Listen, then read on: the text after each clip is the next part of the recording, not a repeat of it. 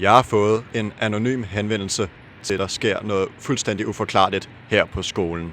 Derfor vil jeg undersøge det og er taget ud på HTX Vippenhus.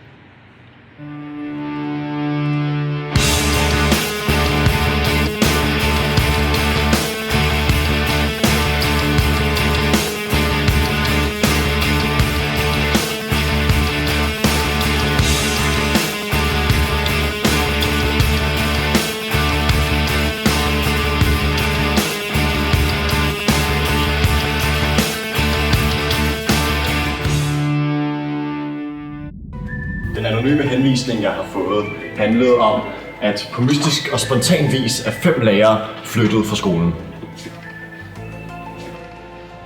Jeg vil undersøge sagen videre og se, hvem de 5 lærere egentlig er, for at se, om det her er en tilfældighed, eller om der er en dybere mening med det. Jeg har fået adgang til HTX Vippenhus databaser, hvor jeg kan se informationer om de lærere, som arbejder på skolen, men også de lærere, som tidligere har arbejdet der. Jeg har fundet de 5 forsvundne lærers navne, og jeg har adgang til at se, hvad der er sket med dem.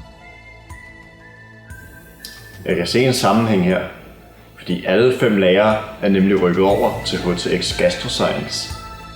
Jeg vil prøve at samle den viden, jeg har fundet indtil videre.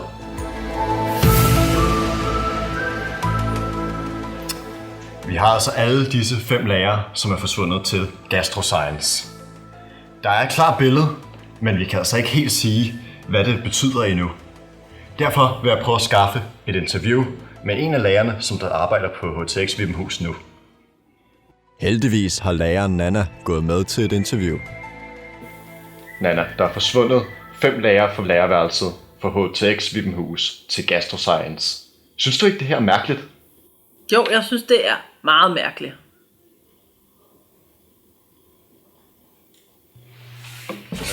Nana? Hvor går? Vi er ikke færdige endnu, Nana. Nana, kom lige til. Vi er ikke færdige med interviewet endnu, Nana. Der er noget mystisk ved det her. Jeg synes, at jeg vil følge efter hende og prøve at se, hvad der sker. Vi kan se, at Nana er der på vej ned til kontoret. Lad os følge efter hende.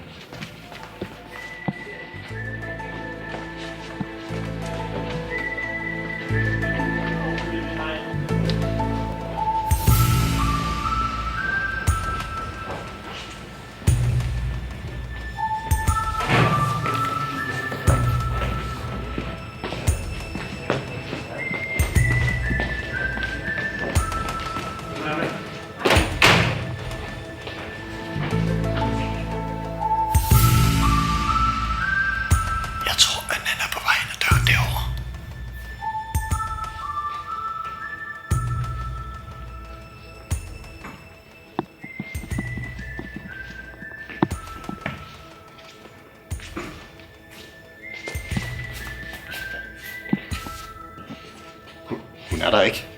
Det kan ikke passe. Der er noget helt galt her. Noget helt galt.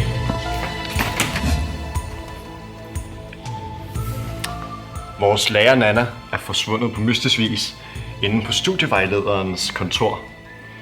Hun gik mystisk vis for vores interview, og jeg tror, at det simpelthen må have noget at gøre med selve studievejlederen. Hvilken sammenhæng har han egentlig i hele det her spil? Vi vil finde ud af det nu ved at prøve at kigge på hans kontor. Vi er nu tilbage ude foran studievejlederens rum for at lede efter spor til, hvad der egentlig sker her på HTX Vippenhus. Og det ser ud som om, at han ikke er inde i rummet. Jeg tror, det er vores eneste chance for rent faktisk at finde ud af, hvad der sker her. Døren er åben.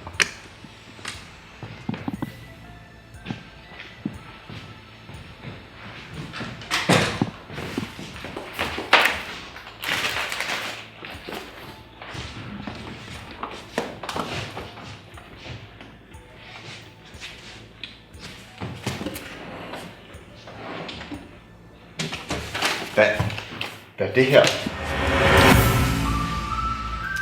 Det her ændrer alting. Det kan ikke passe. Der er noget helt galt her.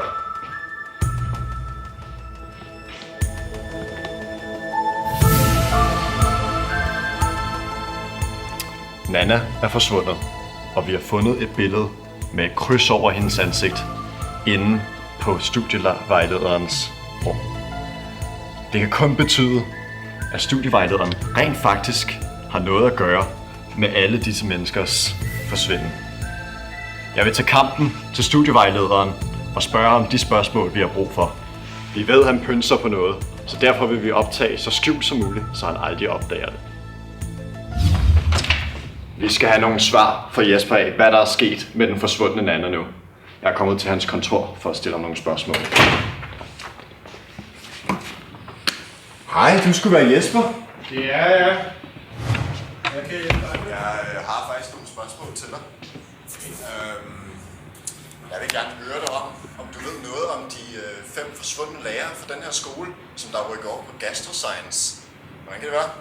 Jeg ved ikke ret meget om det, men det er vel sådan helt naturligt, at der er nogen, der skal videre i deres karriere. Jeg vil gerne så høre, hvad mener du med det her? Hvad foregår der her? Hvad går det her ud på? Hvad drejer det sig om? Jeg skal vide, hvad det her handler om. Jeg er til at komme ud med dig. Nej, jeg skal vide, hvad der er sket med hende. Ud! Ja. Tilbage og forsvar på det her.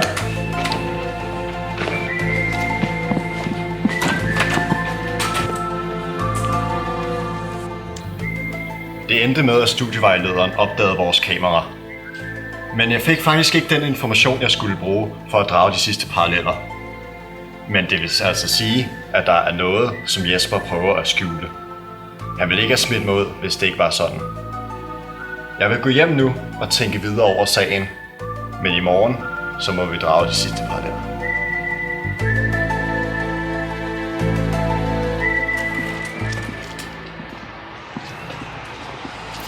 Det synes som om, at skolen ikke vil have, at vi filmer længere. Men jeg tager det som et tegn på, at vi er ved at komme til bunds i sagen. Derfor vil jeg fortsætte med at filme.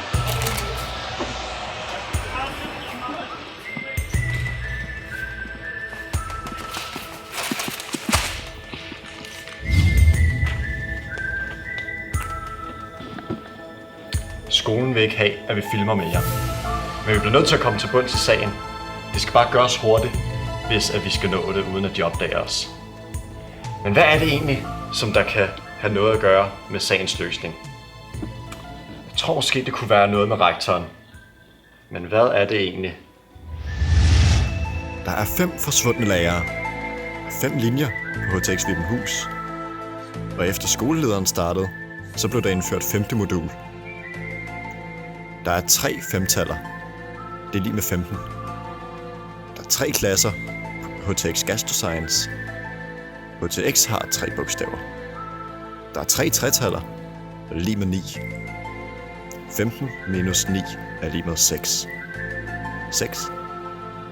Der var 5 lærere, der forsvandt, og 1 rektor. Det er lige med 6. Der er tale om 2 HTX-gymnasier. 6 divideret med 2 er lige med 3. Der er 3 sider i en trekant. En trekant? Det kunne måske godt være. Jeg står nu lige ude foran Rikkes kontor. Og jeg vil altså spørge hende direkte, om mine teorier egentlig holder stik. Lad os gå derind med det samme.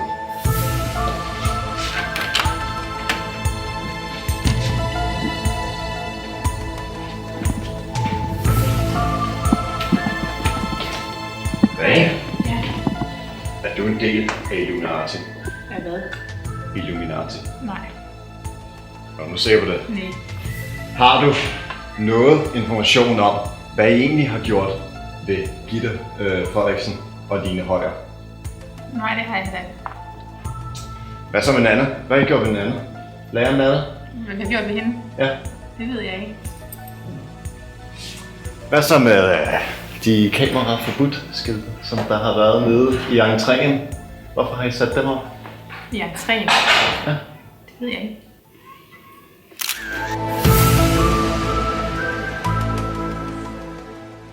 Lad os slutte vores teori af om Rikke. Rikke sagde, ved ikke 2 gange under vores interview. Hun sagde også nej 2 gange. Og vi gik igennem 2 døre for at komme ind til hende. Der er 3 totaller. BET har også 3 bogstaver.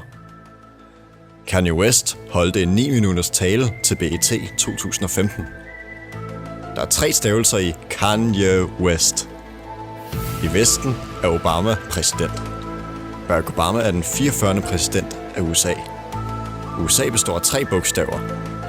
Der er 25 bogstaver i det engelske alfabet og 28 i det danske. Det er en forskel på 3. A, Ø, Å. 1. 2. 3. Vågn op.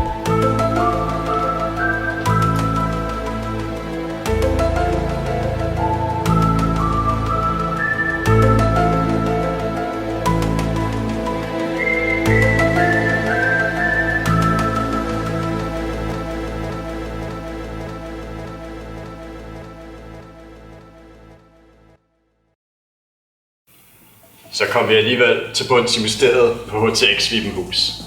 Se med næste uge, hvor jeg vil undersøge sammenhængen mellem Mærsk og Atlantis.